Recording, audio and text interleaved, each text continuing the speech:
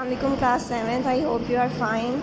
आज से बेटा हम सेकंड टर्म का सिलेबस स्टार्ट करते हैं। सेकंड टर्म के सिलेबस में आपका चैप्टर नंबर 2 इंक्लूड है, जो कि रैशनल नंबर्स है। आज हम इसके बारे में पढ़ेंगे कि रैशनल नंबर्स क्या होते हैं। इससे पहले भी आपने पढ़ा होगा रैशनल नंबर्स क्या होते हैं। A number that can be expressed in the form of p over q, where p and q are integers and q is not equal to 0 is called rational numbers. जैसे कि आपको पता है rational numbers में the numbers that can be expressed in the form of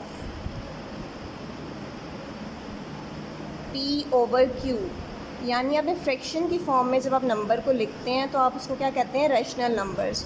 और इसकी एक condition भी है वेयर जो q जो आपका डिनोमिनेटर है ये ज़ीरो के इक्वल नहीं होना चाहिए। ठीक है बेटा, ये ज़ीरो के इक्वल कभी नहीं होना चाहिए, क्योंकि आपने भी पढ़ेंगे आगे जाकर कि जब भी कोई नंबर जिसका डिनोमिनेटर ज़ीरो हो जाता है तो वो इन्फिनाइट हो जाता है नंबर। ठीक है, अभी तक आपने ये पढ़ा नहीं है, तो इन्फिनाइट हो जाएगा तो वो आपके मैथ्स में सॉल्व ही नहीं हो सकता। तो इसी वजह से आपका q जो है वो कभी भी ज़ीरो के इक्वल नहीं होना चाहिए। और एक और यहाँ पे लिखा था कि यहाँ पे जो p या जो p है वो आपके पास इंटीजर्स होंगे। इंटीजर्स आपको पता होना चाहिए कि इंटीजर्स कौन से नंबर्स होते हैं। इंटीजर्स वो नंबर होते हैं जो ज़ीरो से स्टार्ट होते हैं और उसमें प्लस माइनस के सारे नंबर्स होते हैं।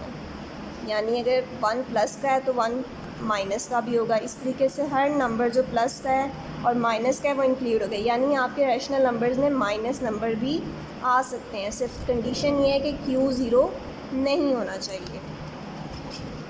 ठीक है, आज हम एक्सरसाइज 2.1 करते हैं, जिसमें पहले आपका ट्रू फॉल्स है। Right true, t for true and f for the false statement. First आपका स्टेटमेंट है positive numbers are rational numbers. तो अभी हमने पढ़ा है इंटीजर्स में पॉजिटिव नंबर्स भी होते हैं, नेगेटिव नंबर्स भी होते हैं। सो ये ट्रू हो गया आपका कि पॉजिटिव नंबर रैशनल नंबर्स में इंक्लूड होते हैं। अब है zero is not a rational number. अभी हमने पढ़ा था कि ज़ीरो इंक्लूड है तो ये रैशनल नंबर में होगा, लेकिन यहाँ पे लिखा है नॉट, सो ये फॉल्स हो गया। अब है N integer is expressed in p over q form. ये भी डेफिनेशन में भी आपने पढ़ा है कि उसको लिखते ही p over q की फॉर्म में है, तो ये ट्रू हो गया। अब है negative numbers are not rational numbers. तो अभी पढ़ा है पॉजिटिव और नेगेटिव दोनों होते हैं, तो ये फॉल्स हो गया। In any rational number p over q can be zero. तो ये भी आपने से सारे ये डेफिनेशन में से उन्होंने बनाए हुए हैं स्टेटमेंट। तो आपने भी पढ़ा है कि q must be not zero, और यहाँ पे लिखा है कि q कैन बी ज़ीरो। तो q तो कभी ज़ीरो हो ही नहीं सकता, वरना आपका जो नंबर है वो इन्फिनाइट हो जाएगा। ठीक है बेटा, तो आपने इसको अच्छे से कर लेना है। अब आपके पास सेकेंड है represent each rational numbers on the number line. Number line आप शुरू से पढ़ते आ रहे हैं कि आपने नंबर्स को नंबर लाइन पे कैसे ड्रॉ करते हैं। हम आज एक करके देख लेते हैं। क्वेश्चन नंबर 2 है आपकी एक्सरसाइज का। Present each rational number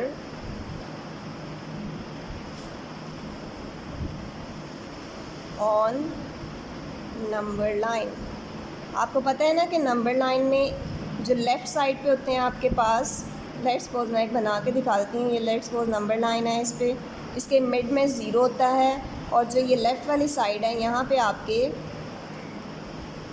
positive numbers होते हैं। सॉरी, राइट साइड पे पॉजिटिव नंबर्स होते हैं और लेफ़्ट साइड पे नेगेटिव नंबर्स को हम लिखते हैं, और ये नंबर कहीं तक भी जा सकते हैं। ठीक है, तो इसको आप क्या कहते हैं, नंबर लाइन है।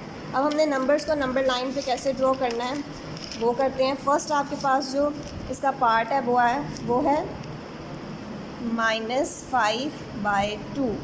ये फ्रैक्शन की फॉर्म में नंबर है और आप माइनस है। सबसे पहले तो हमें पता चल गया कि ये नंबर लेफ़्ट साइड पे आएगा, यानी 0 1 2 3 1। यहाँ पे सारे नेगेटिव के नंबर्स होंगे। अब आपने एक चीज़ जो याद रखनी है वो ये है, इसके जो डिनोमिनेटर है वो क्या है 2। तो आपने इसमें से एक नंबर, डिनोमिनेटर में से एक नंबर कम करना है। अगर मैं इसमें से एक माइनस करूँ तो 1 आएगा, यानी मेरे पास नंबर के दरमियान जितने भी मैंने गैप डालने हैं वो 1 होंगे।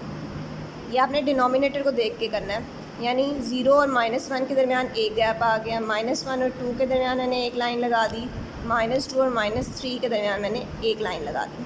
ठीक है, अब आपने नेक्स्ट क्या करना है, आपके पास डिनोमिनेटर 2 था ना और माइनस वाले एलिमेंट्स थे, तो आपने स्टार्ट करना है 1 से 1/2, -2/2, -3/2, -4/2, -5/2, -6/2।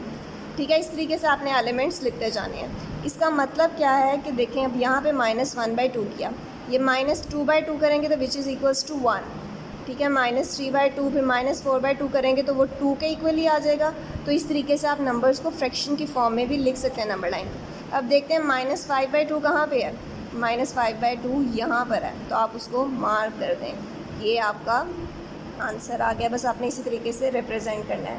अगर मैं आपको एक और करवा दूँ, थर्ड वाला क्वेश्चन, जो कि 1 4/5, ये मिक्स्ड फॉर्म में है। मिक्स्ड फॉर्म से पहले इसको सिंपल फॉर्म में लेके आएंगे। 5 1 ज़ा 5, सिंपल फॉर्म में लाने के लिए आपको पता है ना, इनको मल्टीप्लाई करते हैं और जो आंसर आता है उसको ऐड कर दें दूसरे एलिमेंट में। 5 1 ज़ा 5, 5 में 4 ऐड किए तो 9, ये क्या बन गया आपके पास, 9/5। अब हमें पता है कि ये जो है आपका पॉजिटिव नंबर है, इट्स मीन ये राइट साइड पे आएंगे। 1 2 3 अप टू सो ऑन। अब देखिए नीचे आपके पास क्या है, 5, डिनोमिनेटर है 5। अगर मैं 5 में से 1 माइनस करूँ तो मेरे पास 4 आ जाएगा, यानी मैंने नंबर्स के दरमियान कितनी लाइंस लगानी है, 4 लाइंस। 1 2 3 4, 1 2 3 4, 1 2 3 4। ठीक है बेटा, अब इसका जो डिनोमिनेटर क्या था, 5 है मेरे पास, तो मैंने स्टार्ट से क्या करना है, 1/5, 2/5, 3/5, 4/5, 5/5, 6/5, 7/5, 8/5, 9/5, 10/5, इस तरीके से आपने लिखते जाने 11/5। बस ठीक है, इतना ही काफ़ी है। अब देखें 5/5 पे फिर आपका एलिमेंट जो नंबर है किसके इक्वल आ गया, 1 के। 10/5 पे 2 के इक्वल आ गया। ठीक है बेटा, अब आपने यहाँ से देखना है आपके पास 9/5 कहाँ है, यहाँ पे है, तो आपने उसको मार्क कर देना है। ठीक है, थोड़ा सा बोल्ड कर लेना है उसको, तो ये आपके पास 9/5 आ गया।